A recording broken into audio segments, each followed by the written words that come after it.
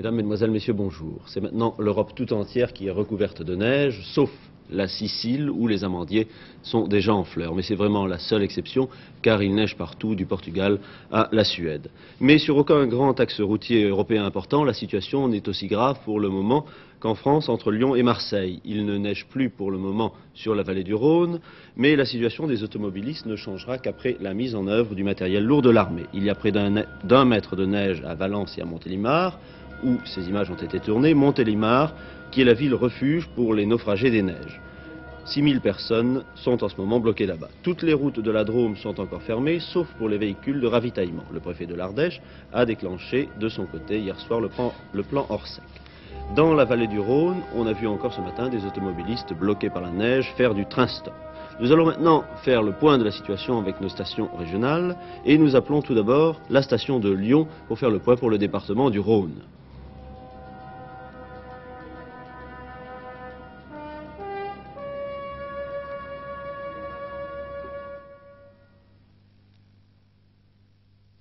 Dès hier soir, les secours lourds se sont mis en route pour porter secours aux naufragés de la neige.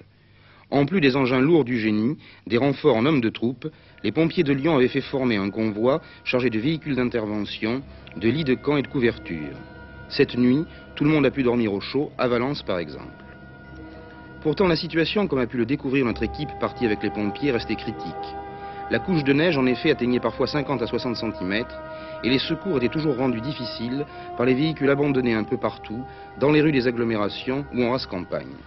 On commençait à manquer de pain, de fuel domestique, le téléphone et l'électricité fonctionnaient souvent très mal. Comment étaient organisés ces secours? C'est ce que nous explique le président de la Croix-Rouge de Valence, M. Mulot.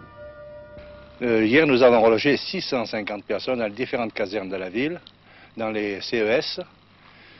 Pratiquement, nous avons fait le maximum. Nous sommes partis vers les 17h environ pour aller chercher des voitures bloquées au pont des Anglais. Il a fallu se taper environ 300 mètres dans la neige. Ensuite, nous sommes revenus avec ces personnes. Nous sommes repartis chercher des voitures qui étaient bloquées dans la neige au pont des Granges. Et ce soir, environ 10 minutes, nous venons de sortir une voiture au polygone qui était bloquée dans la neige depuis environ 4-5 heures. Il ne reste à cette heure-ci plus d'automobilistes bloqués sur l'autoroute A7 et sur la nationale 7. Leurs voitures sont encore, elles, sur place. Elles doivent être déblayées dans la journée d'aujourd'hui. Elles doivent être évacuées. Un convoi composé de 400 voitures a quitté Orange ce matin en direction de Vienne. 500 voitures de Bolène et d'Avignon doivent se joindre à cette colonne. Nous allons voir maintenant le reportage de notre station de Marseille avec Jean-François Luciani qui va faire le point pour le sud de la zone enneigée. À vous, Jean-François Luciani. Il est 5h45, nous sommes maintenant depuis près de 2 heures à Montélimar, qui est toujours, vous le savez, pratiquement isolé. La route nationale 7 est pratiquement impraticable. Quant à l'autoroute A7, elle est en train d'être déneigée par des engins du génie. Dès notre arrivée, bien sûr, nous sommes allés trouver les responsables qui sont chargés d'appliquer le plan Orsec. Monsieur Teston à la mairie, le commissaire Agnès, la gendarmerie et les officiers.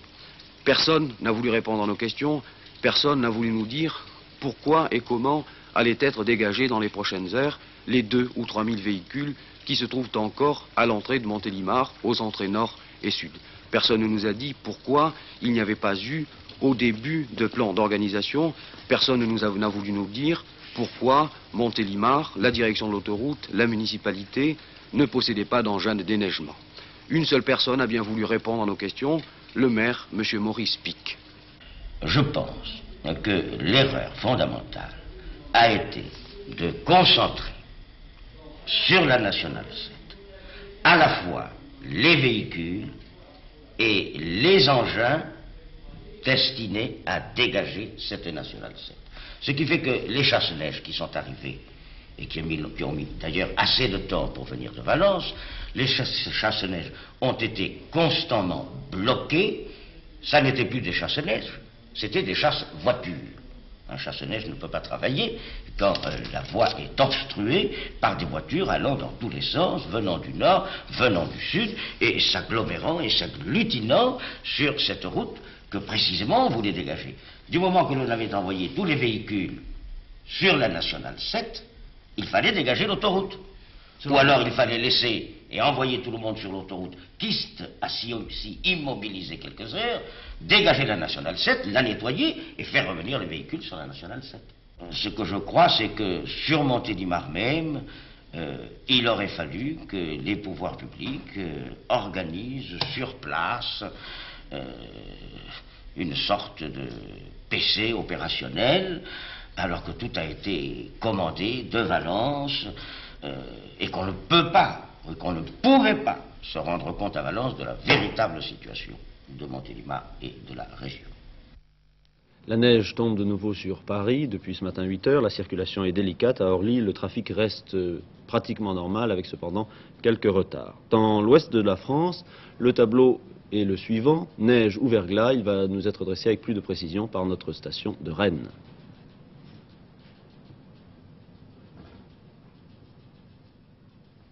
La neige verglacée paralyse toujours la circulation sur la majeure partie du réseau routier breton. Cependant, aucun bouchon n'est à signaler ce matin. Hier, en effet, une centaine de poids lourds se sont trouvés bloqués dans la région de Rennes, comme nous allons le voir ici en direction de Vitré. Il semble qu'un léger dégel soit amorcé depuis le début de la matinée, mais en Ille-et-Vilaine, la circulation est difficile pour tous les véhicules. Dans le Morbihan, il est presque impossible de rouler aux environs de Ploërmel, ainsi qu'entre Vannes et La Roche-Bernard.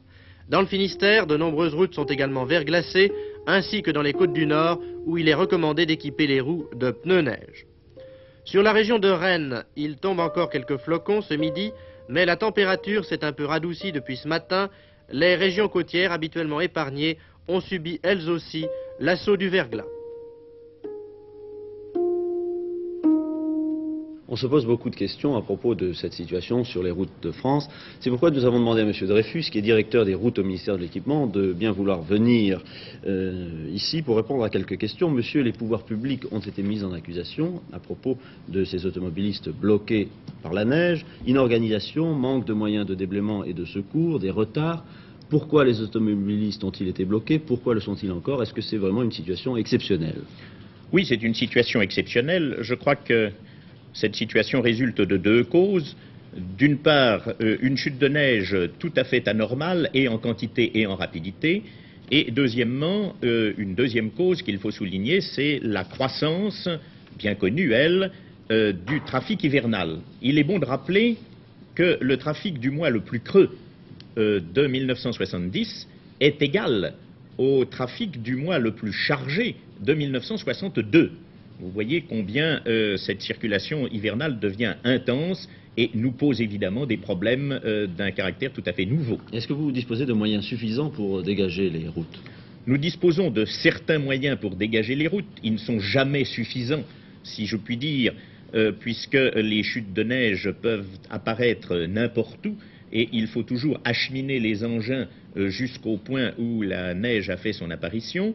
Néanmoins, la société d'autoroute de la vallée du Rhône disposait d'un certain nombre d'engins normalement suffisants, mais qui se sont avérés insuffisants face à cette chute de neige exceptionnelle en quantité et en rapidité.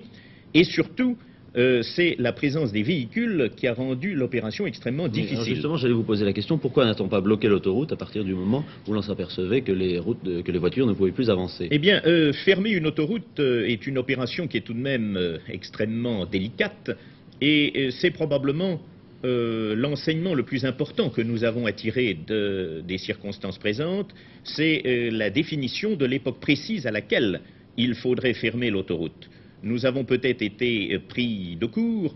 Ceci se passait, ne l'oublions pas, dans l'après-midi d'un dimanche, ce qui n'est jamais une époque très particulièrement favorable pour prendre des décisions aussi graves et aussi importantes. Et les automobilistes qui ont continué à s'engager sur l'autoroute se sont trouvés peu à peu en difficulté, ont abandonné leurs véhicules, ont bloqué ceux qui étaient derrière, et la neige, aidée par le vent, est venue s'accumuler sur l'ensemble de ces véhicules. Ce qui a occasionné, en deuxième phase, de grandes difficultés pour la libération de cette autoroute, puisque les engins, nos engins, même puissants, ne pouvaient pas fonctionner normalement. On l'a bien vu sur les photos qui ont été présentées il y a quelques minutes. La proximité des véhicules bloqués et stationnés sur la chaussée même rendait l'opération extrêmement difficile. Je voudrais vous poser deux questions, Monsieur Dreyfus.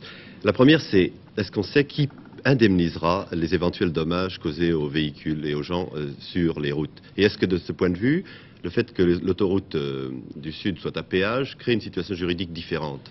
Le fait que l'autoroute soit à péage crée certainement des obligations particulières de service à la société concessionnaire et cette société, en fait, rend des services tout à fait exceptionnels aux usagers de la route en période normale. Nous nous trouvons aujourd'hui devant un cas, je dirais, de force majeure et il appartiendra, je crois, aux tribunaux, lorsqu'ils seront saisis, de résoudre le problème que vous posez et éventuellement de créer une jurisprudence. Je voudrais tout de même remarquer que tous les moyens de transport sont sujets à des difficultés de ce type devant les circonstances atmosphériques et devant les éléments qui se déchaînent. Les aéroports se ferment en temps de brouillard et les lignes d'aviation se détournent. Les bateaux restent au port lorsque la tempête est excessive. Merci. À Lyon, les usines Berlier sont fermées en raison du mauvais temps. Les ouvriers des difficultés pour se rendre à leur travail. À Condé-sur-Noireau, dans le Calvados, l'absence de certains ouvriers dans les usines Ferrodo n'est pas due aux conditions atmosphériques, mais à une grève de 24 heures. Selon la direction, qui nous a téléphoné tout à l'heure, sur 2500 personnes, il y aurait seulement 100 grévistes. Par cette grève, les syndicats entendent protester contre le licenciement de 11 ouvriers accusés de séquestration de cadres par la direction. Pierre Champetier a recueilli sur place les témoignages des uns et des autres. Demain, nous entendrons les cadres. Nous donnons maintenant la parole aux licenciés. Je crois que c'est des gens qui étaient un peu visés d'avance, à mon avis. À votre avis, c'est que ce choix est tout à fait arbitraire. Oui, je crois. Oui. Pour moi, je trouve pas ça juste. Enfin, il y a de la justice parce que disons qu'ils nous ont balancé à 11, alors que normalement on est plusieurs centaines, quoi. Vous savez, moi, il m'écoeure, quoi. Oui, il fait dos, hein. C'est complètement idiot, quoi. Ça tient pas debout, là, les licenciements, là. Hein, pour une bagatelle de rien, là, on met un bonhomme à la côte là, pour une bagatelle de rien. Est-ce que ça a donné maintenant, hein?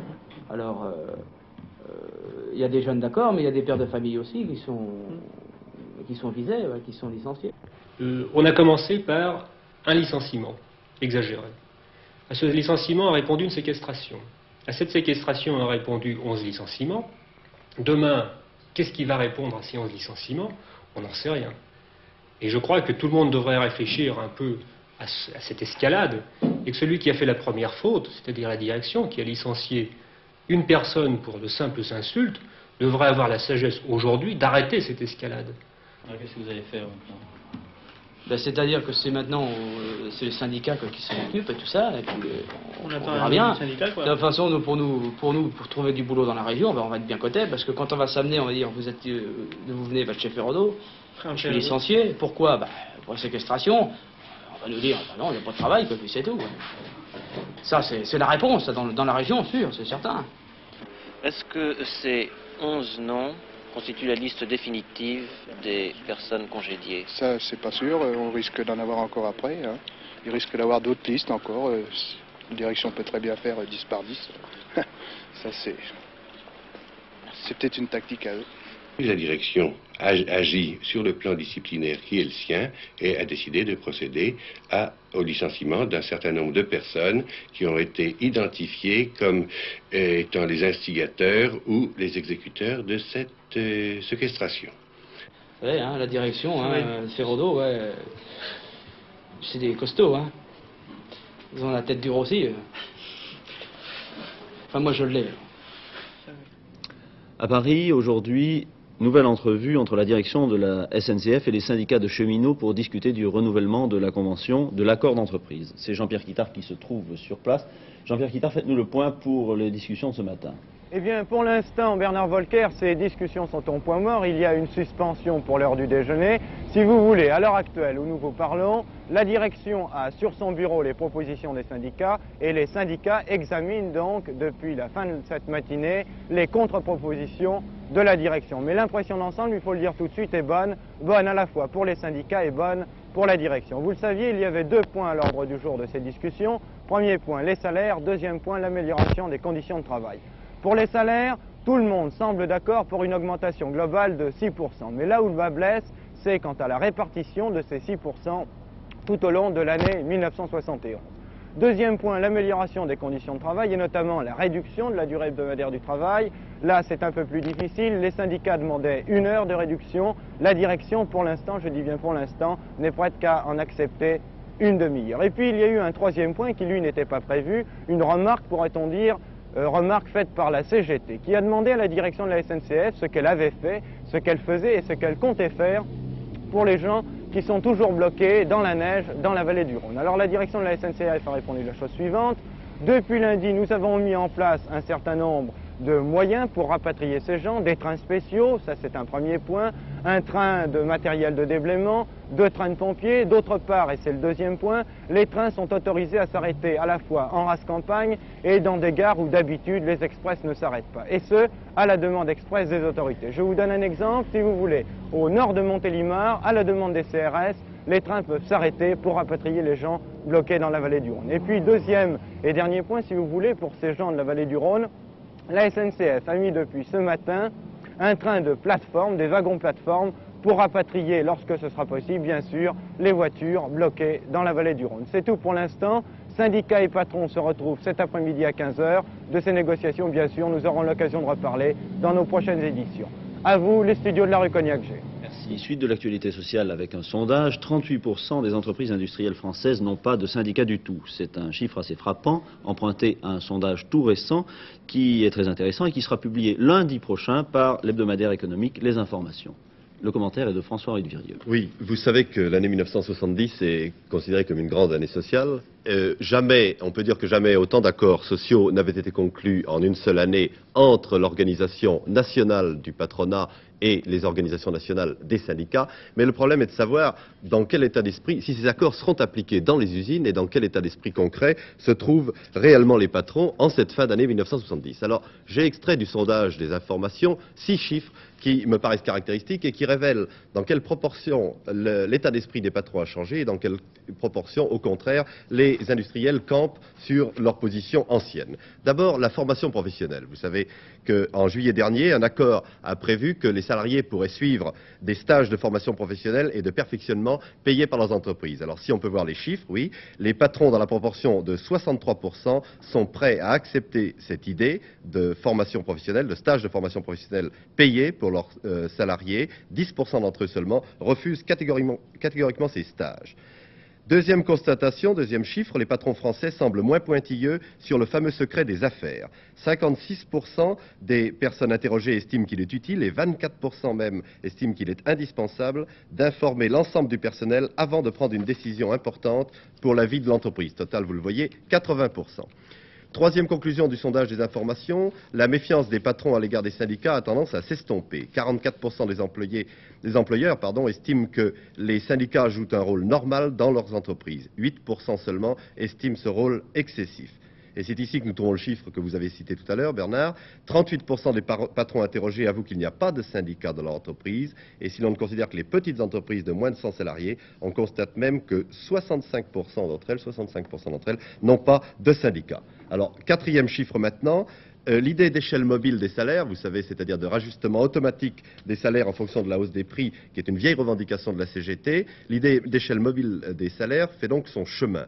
44% des patrons y restent certes hostiles, mais 41% d'entre eux, et c'est un progrès, estiment qu'il serait possible de l'accorder sans diminution, qu'il serait possible de l'accorder. La semaine de 40 heures, cinquième chiffre, la semaine de 40 heures sans diminution de salaire n'est pas pour demain.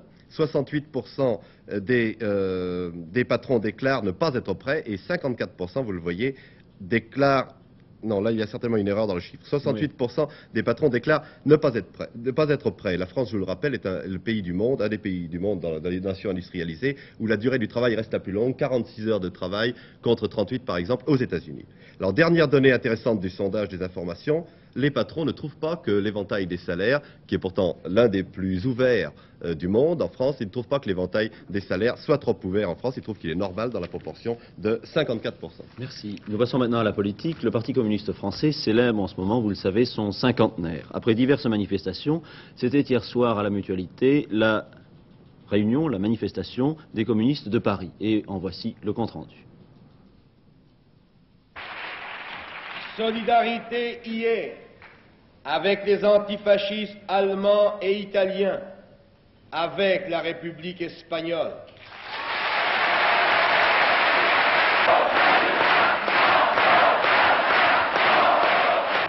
Solidarité aujourd'hui avec les patriotes basques victimes de la répression franquiste.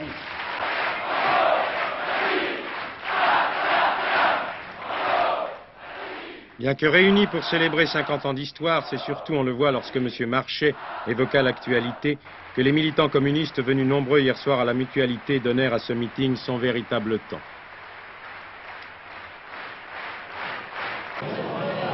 Quelques heures auparavant, c'est dans l'atmosphère plus calme et plus confortable d'un repas de famille que les vétérans du Parti communiste avaient pu évoquer leur passé. Tous les anciens étaient là. Les vedettes du parti, bien sûr, comme messieurs Duclos et Aragon, mais aussi les vieux militants inconnus, ceux qui pourtant étaient à Tours le 29 décembre 1920 au premier congrès.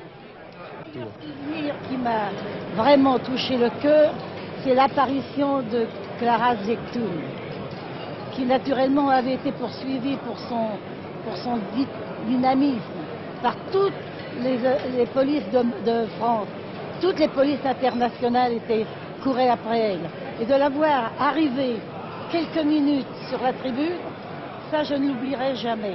Quand Clara Zetkin est arrivée dans le Congrès, clandestinement parce que le gouvernement français y avait refusé son passeport, et elle a fait une intervention formidable parce qu'elle parlait correctement le français, tout le monde l'avait compris, et on pouvait penser qu'après son discours, l'adhésion à la Troisième Internationale était faite.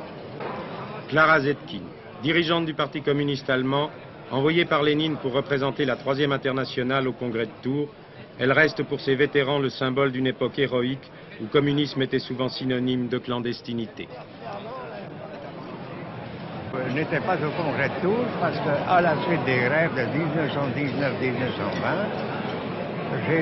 j'étais poursuivi pour un certain nombre de tribunaux, une quinzaine je crois, et que j'étais obligé d'aller ensuite pour éviter différentes condamnations.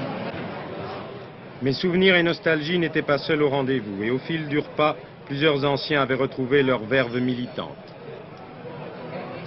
Si je suis là ce soir, à l'âge de 84 ans, c'est parce que j'ai confiance et que la classe ouvrière sera la dynamique et sera la gagnante pour les ouvriers.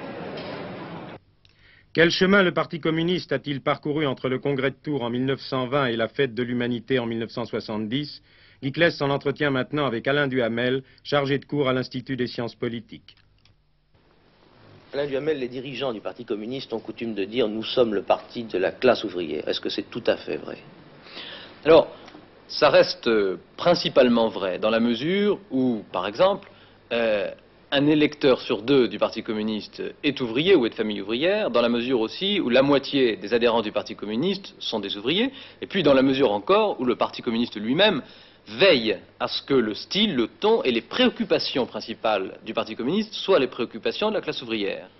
En revanche, ça n'est plus seulement cela, dans la mesure où, d'une part, parmi les adhérents, on compte des intellectuels et de plus en plus des ingénieurs, des cadres, des techniciens. Il y a moins de paysans qu'avant, je crois. Il y a plutôt moins de paysans qu'avant, il y a même très exactement un tiers de paysans en moins qu'avant parmi les adhérents. On voit aussi une évolution parmi les électeurs. Là encore, il y a moins de paysans qu'avant et de plus en plus de salariés. Et ça ne veut pas dire tout cela que tous les ouvriers votent ou soient communistes. Non, alors ça c'est certainement une donnée très importante. S'il est vrai que le Parti communiste est principalement ouvrier, s'il est vrai qu'il est le parti qui cherche toujours à exprimer les revendications et les intérêts des ouvriers, en revanche, il ne faut pas oublier qu'il n'y a qu'un ouvrier sur trois qui vote pour le Parti communiste et qu'il y a par exemple autant d'ouvriers qui votent pour l'UDR et les Républicains indépendants qu'il y en a qui votent pour le Parti communiste lui-même. Je crois qu'il y a eu un changement dans le comportement aussi. Il y avait un côté très prolétaire, très banlieue dans l'attitude du Parti communiste qui a quand même changé là aussi, non? Oui, là aussi on sent une évolution et on la sent de façon assez récente. Alors vous-même vous en rendez compte dans vos relations, quand il s'agit d'obtenir de l'information de la part du Parti communiste, il dit plus de choses. Les Français ont eu, je crois, l'occasion de s'en rendre compte assez récemment avec les fameuses assemblées débats où on sentait bien qu'il y avait quelque chose de différent dans le style. Et puis dans l'ensemble, on peut dire que le Parti communiste cherche à s'adapter à une société qui est en pleine évolution, en plein changement, et qu'on le voit par exemple dans le fait que les dirigeants du Parti communiste arrivent au siège du comité central dans des déesses noires, comme des ministres, que le Parti communiste donne des cocktails, que certains des dirigeants, Val décrocher par exemple, ont publié des livres chez des éditeurs bourgeois. Tout cela, c'est quelque chose qui était évidemment inimaginable avant la guerre, par exemple. Les nouvelles de l'étranger, deux pôles d'attraction, Madrid et Moscou. À Madrid et Moscou, où c'est l'attente des décisions du pouvoir. Les condamnés de Burgos et de Leningrad connaîtront peut-être aujourd'hui leur sort. En Espagne, les avocats des 16 condamnés ont envoyé durant la nuit un télégramme au général Franco pour lui demander qu'aucune des condamnations à mort ne soit mise à exécution. Alain Cancès nous téléphone depuis Madrid.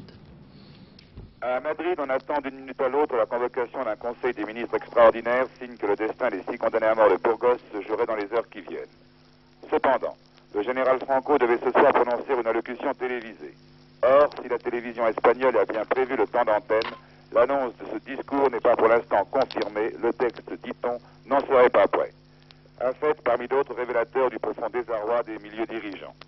Ce matin, à Madrid, les optimistes veulent trouver une raison d'espérer dans le ton de la presse madrilène. Arriba, le propre journal de la Phalange, écrit par exemple « La générosité du cœur ne pourrait être interprétée comme un signe de faiblesse ». Peut-être une indication qu'on va vers la clémence. Mais en définitive, la décision appartient au seul Caudillo. Et le général Franco sait fort bien que l'armée prendrait fort mal une clémence générale.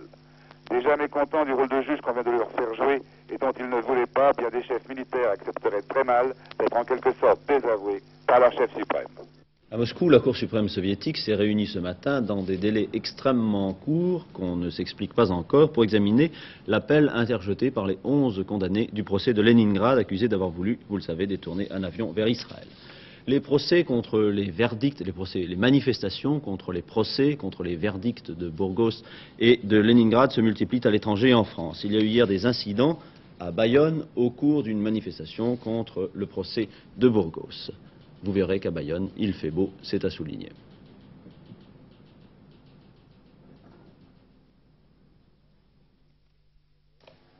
C'était hier soir, il est environ 19 h, sur les 36 000 habitants de Bayonne, entre 5 et 10 000 sont descendus dans la rue. Drapeaux basques en tête, les manifestants se groupent en cortège, traversent le centre de la ville et prennent la direction du consulat d'Espagne. La foule reprend en les scandant les slogans inscrits sur les pancartes « Non à la répression franquiste, Franco, assassin ». Chemin faisant, des manifestants brûleront un drapeau espagnol.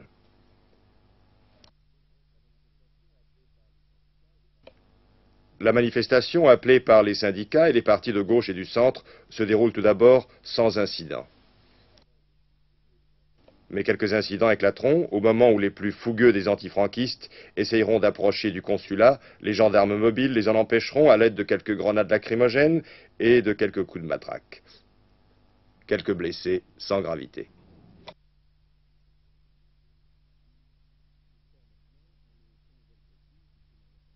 Les sports maintenant, on est sans nouvelles précises du trimaran français Penduic 4 qui est porté disparu selon certaines informations avec 6 hommes à bord. Ce trimaran français aurait disparu dans une tempête en mer de Tasmanie alors qu'il suivait en parallèle la course croisière Sydney-Hobart. Un avion a repéré pour la dernière fois le Penduic le 28 décembre. On est sans nouvelles depuis presque 48 heures, et les organisateurs craignent que le Penduic et son équipage de 6 hommes ait coulé. Les conditions atmosphériques sont très mauvaises. Nous allons voir quelques vues récentes de ce bateau au moment où son nouvel équipage en prenait possession. C'est à Alain Colas, professeur de français en Australie, que nous devons ces images. Colas qui a acheté le Penduic à Éric Tabarly et qui est son nouveau propriétaire et barreur. Vous allez le voir, jumelle en main, avec lui qui n'avait que 3 ans d'expérience de la mer, mais qui avait couru la Sydney-Hobart avec Tabarly, 4 Français, Hervé Prieur, Gilles Chavannes, Bernard Herrmann, Alain Ledressy et un Australien, David O'Neill. Ils sont donc portés disparus, mais tout espoir, il faut le préciser, n'est pas perdu, puisque selon l'agence Reuters, un concurrent de la course Sydney-Hobart aurait fait savoir dans la matinée qu'il avait aperçu ce trimaran sans pouvoir donner d'autres détails. C'est officiel, Marcel Cerdan sera opposé le 25 janvier prochain à l'Italien Sandro Lopoblo, l'ex-champion du monde des superlégers. C'est une nouvelle qui vient de nous être confirmée par Charles Michaelis. Le match aura lieu au Palais des Sports à Paris. Nous passons maintenant à la Bourse de Paris avec Michel Tardieu. Michel Tardieu, vous avez certainement connaissance de ce résultat d'une enquête de l'OCDE qui nous dit que les perspectives économiques pour 1971 sont meilleures en France qu'en Allemagne. Qu'en pense-t-on à la Bourse, si l'on en pense déjà quelque chose ? Eh bien, les les boursiers ont l'air d'être plus optimistes. Je ne sais pas si c'est sur le vu des informations de l'OCDE ou sur d'autres éléments. Probablement que la bonne tenue du marché d'aujourd'hui doit beaucoup à Wall Street, car vous savez que les bourses américaines vont fort bien, qu'elles finissent l'année dans de très bonnes conditions, et cela influence toujours un petit peu les boursiers parisiens.